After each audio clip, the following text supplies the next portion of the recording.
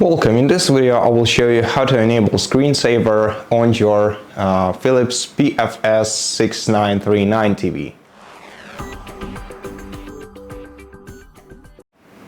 First of all, enter the settings of your TV, navigate into the gear icon in the top right corner of your TV screen. Then in the settings menu, scroll down to the general settings.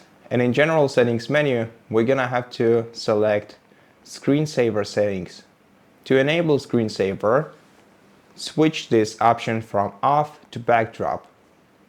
Then we can also adjust the start time for the screensaver, changing it from 5 minutes to 15 minutes to 30 minutes after inactivity, off inactivity. And here we can also check the preview of what a screensaver looks like.